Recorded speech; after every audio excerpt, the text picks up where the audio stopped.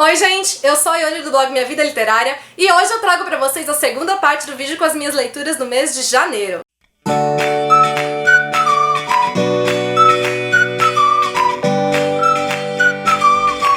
A primeira parte do vídeo com as 8 leituras iniciais eu postei na semana passada e deixo o link pra vocês conferirem. Hoje eu mostro pra vocês, conforme prometido, as demais 7 leituras. Dando continuidade à minha maratona dos Bridgertons, que quem viu o primeiro vídeo estava acompanhando, eu li então O Conde Enfeitiçado, que é o 6º livro da série. Aqui a gente vai ter a história da pessoa excluída da família, que é a Francesca. Ela mal aparece nos outros livros, isso também porque ela vive na Escócia. A questão é que ela encontrou o amor da vida dela, jovem, eles tiveram um casamento extremamente feliz, mas com pouco tempo de casamento ele acaba falecendo. Logo que ela foi pra se casar, o primo dele, que é quase que um irmão ali pra ele, porque eles são extremamente próximos, se apaixona perdidamente pela Francesca, mas ele precisa continuar lidando com aquele amor dele em segredo, porque como que ele vai falar que é apaixonado pela esposa do primo? O que eu adorei nesse livro, então, foi ver como os sentimentos dos dois personagens foram trabalhados, porque conforme a Francesca começa a olhar de uma maneira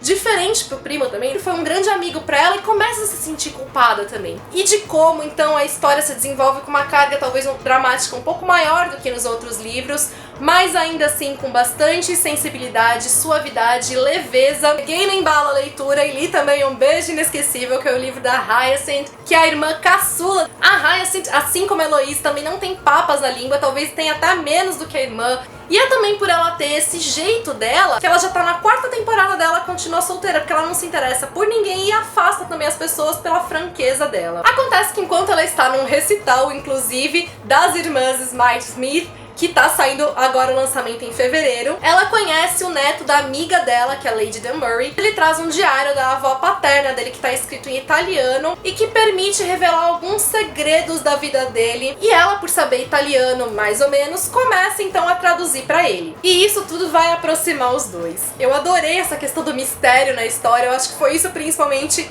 que impulsionou a minha leitura, mas de qualquer maneira também todo o humor que tá presente por causa dessa personalidade da Hyacinth. Tem também bastante romance como nos demais livros, enfim, a leitura é uma delícia como todos os livros da série. E no último livro da série Os Bridgertons, A Caminho do Altar, a gente conhece a história do Gregory. Dos homens, ele é o caçula. Por ele já ter acompanhado todas as histórias de amor dos irmãos, ele é um romântico incorrigível e ele quer ser arrebatado por esse mesmo tipo de sentimento, até que ele realmente consegue e se apaixona por uma mulher que não tá nem aí pra ele. O que eu gostei do livro, então, é porque ele vai fugir um pouco com relação aos demais livros nessa questão do amor à primeira vista, dessa grande paixão. As coisas vão passar por caminhos um pouco diferentes dos demais livros, mas como sempre mantém então a carga de leveza e de romance da história, que faz com que a leitura de todos os livros seja uma delícia. Eu ainda não li o 9º livro, que é o Felizes para Sempre, que traz um epílogo de cada um dos livros, né? Mais um epílogo, porque a gente já tem epílogos neles. Saindo agora desse universo Bridgerton, um livro que eu li foi O Grande Gatsby, que é o clássico do Fitzgerald. Aqui a gente vai ter a história do Gatsby, mas sendo contada pelo vizinho dele. O Gatsby é um jovem que ninguém sabe de onde veio, como ele conseguiu a fortuna dele, mas ele é extremamente rico e ele dá grandes festas ali pra sociedade e ninguém entende o porquê, mas todo mundo comparece. Esse vizinho dele tem uma prima, que é a Daisy, e ele fica surpreso então quando o Gatsby o procura pedindo que ele leve a Daisy até eles, porque aparentemente eles têm então toda uma história passada e enfim, os fatos vão se desenrolar a partir daí. A leitura não foi pra mim assim tudo aquilo, porque eu tive um pouco de dificuldade de me prender ao livro, mas isso não significa que a história não seja incrível, que não tenham passagens que são maravilhosamente escritas pelo Fitzgerald, é aquela tipo de passagem que te pega, porque elas têm uma sensibilidade, uma reflexão. Tem também toda a questão do romantismo aqui da história, mas esse romantismo ao mesmo tempo ele é entremeado a uma crítica muito forte, porque o livro ele tá criticando então a elite americana, né, os anos de ouro da década de 20 dos Estados Unidos. Logo depois que eu fiz a leitura eu fui assistir ao filme, então estrelado pelo DiCaprio, e eu amei o filme. Eu achei assim que apesar de ele ter algumas poucas diferenças com relação de como a história é contada, ainda assim ele é bastante fiel aos fatos, tem cenas que são idênticas ao livro, inclusive as falas, e eu achei que o filme ele tem um impacto emocional maior porque ele precisa funcionar melhor como filme. Então ele traz uma carga emocional mesmo maior, mais romantismo, e talvez tenha sido por isso que eu tenha gostado tanto do filme, mas eu acho que ele me ajudou a compreender também melhor o livro. Então funcionou muito bem unir esses dois tipos de mídia aqui. Candidato a uma das minhas melhores leituras do mês, provavelmente a melhor leitura do mês, foi O Segredo do Meu Marido, da Liane Moriarty. Eu já estava curiosa para fazer essa leitura há muito tempo, e aqui ela vai trazer a história de 3 diferentes mulheres, e a história delas vai acabar sendo entrelaçada. Mas o mote principal aqui é que a Cecília, que é uma dessas 3 mulheres e aquela que tem a vida perfeita com os filhos, o marido e tudo mais, acaba um dia encontrando no porão da casa dela uma carta escrita pelo marido e pedindo para que essa carta só seja aberta após a morte dele. Acontece que não tem nenhuma previsão para ele morrer, ele tá bem, e ela fica curiosa sabendo o que pode ter naquela carta. O que eu amei aqui na leitura é porque a autora ela tem uma escrita que engana, assim como as personagens aqui também enganam. Enquanto a gente começa a história tendo todo um ar de leveza, de divertimento, inclusive parecia que eu tava lendo um chick lit, tudo aquilo vai sendo aprofundado cada vez mais e trazendo toda uma trama bem mais complexa e fazendo com que o livro seja muito mais daquilo que ela aparente, assim como as pessoas também são muito mais além daquilo que elas aparentam. A penúltima leitura que eu fiz no mês foi já uma leitura mais leve, foi A Vez da Minha Vida, da Cecília Ahern. Aqui a gente vai ter a história de uma protagonista que ela conta meias verdades. Ela já tá há 2 anos praticamente estagnada na vida dela, desde que ela perdeu o namorado, o emprego e o apartamento, tudo de uma vez só. Como ela ficou muito abalada com aquilo, ela não conseguiu contar de fato o que realmente aconteceu, e a partir dessa pequena mentira ela foi tendo que criar outras para sustentar a história dela. Hoje ela está afastada de todo mundo, porque as pessoas não conhecem de fato a verdadeira vida dela.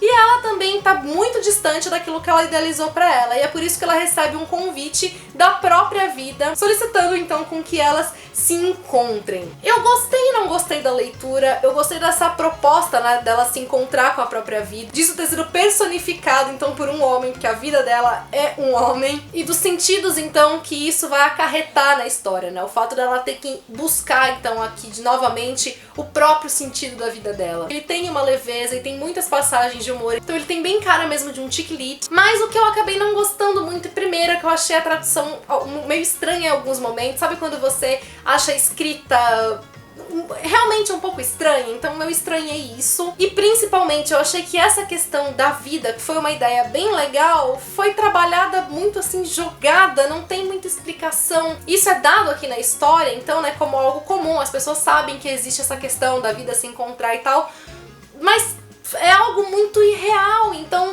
carece de mais explicação para que a gente possa aceitar aquilo como possível. E a última leitura que eu fiz no mês foi uma delicinha de leitura, um livro que eu me encantei, foi Escândalos na Primavera, da Lisa Kleypas. Inclusive já saiu resenha escrita dele no blog, não deixem de conferir. Aqui então a gente tem o último livro da série das 4 Estações do Amor, e a gente vai conhecer a história da Daisy, que é a mais romântica das 4 amigas, aquela que adora um livro, inclusive prefere ler a viver.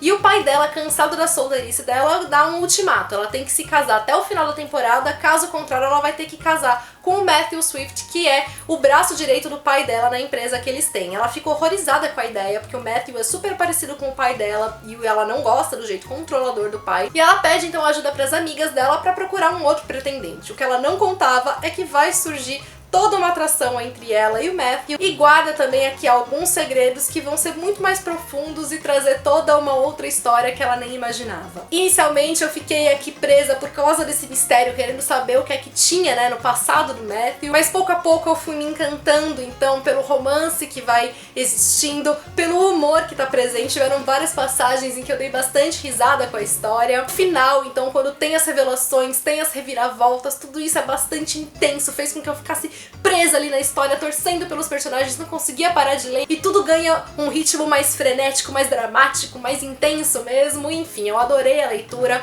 Eu não gostei muito dos 3 primeiros livros da série, principalmente dos 2 primeiros, o terceiro eu até que gostei mais, mas esse aqui eu amei. Pra mim valeu a leitura da série inteira. Se inscreva aqui no canal também pra acompanhar as próximas novidades. Se você gostou do vídeo, deixa o seu curtir pra ajudar na divulgação. Também me acompanhe nas redes sociais do blog, Facebook, Twitter e Instagram, que por lá o nosso contato é mais próximo. Beijos a todos e até o próximo vídeo.